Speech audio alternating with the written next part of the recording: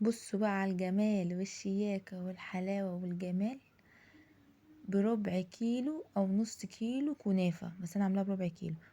هتعملي احلى واطعم واسهل كنافة ممكن تدوقيها، وبتكات وتفاصيل والوان وقشطة دايبة دوب. بس عشان انا بوريها لكم وكانت لسه طرية. تعالوا بينا نشوف الطريقة والوصفة، ويلا بينا على الفيديو بسرعة.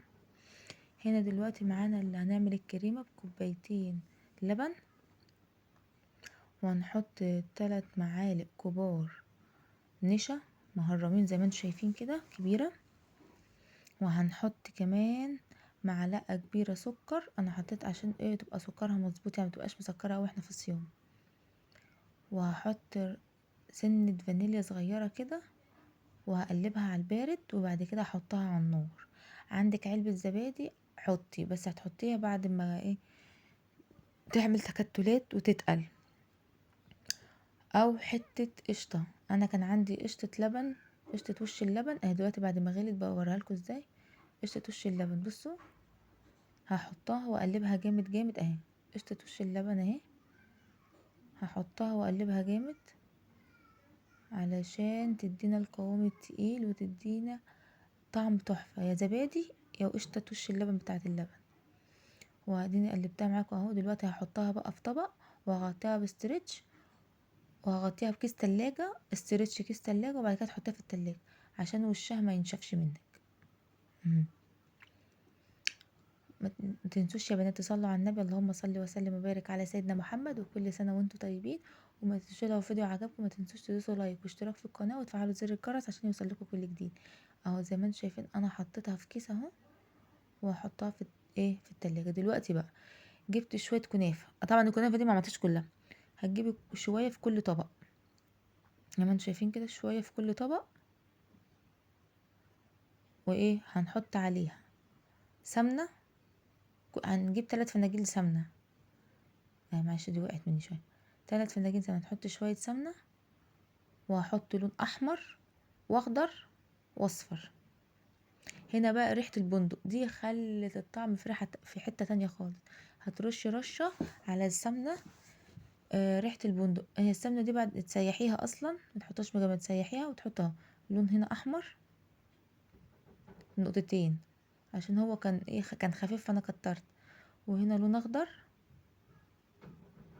وهنا لون اخضر، وهنا لون اصفر. وهنا نحط اللون الاصفر على السمنة، وايه وبالمعلقة كده هقلب جامد. لو عندك خلة يبقى احسن، بس انا كان عندي الشوكة دي فقلبت بيها. هو طبعا مش ظاهر لكم يعني فايه اللون الاحمر، فاللون الاحمر هيبان ايه لما تفركيها مع السمنة والسكر البودرة في الكنافة تتغلف خالص. لازم تمسكي لازم تمسكي الكنافة اهو. بصي بقى الكنافة هحط عليها سكر بودرة اه، هحط السكر البودرة، تحطي معلقتين كبار سكر بودرة، وهتحطي السمنة عليها اللون اللي احنا حطيناه وتقلبيه بقى.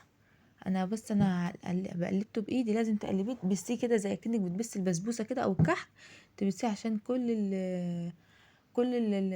كل السوائل تمسك مع الكنافة، وتبقى ايه طعمها بقى من السكر والبتاع ده.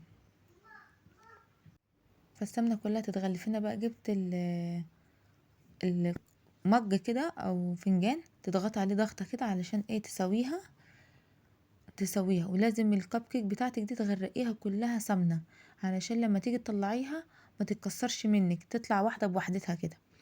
هتضغطي كده عليها اه، هتفضلي تضغطي جامد. وخلي بالك الفرن يكون هادي على 170 180 علشان الالوان ما تسحش في بعضها، وكمان اللون ما يغمقش منك. احنا عايزين الالوان تبقى باينه اهو زي ما انتم شايفين. بصوا اهو نسقتها ازاي.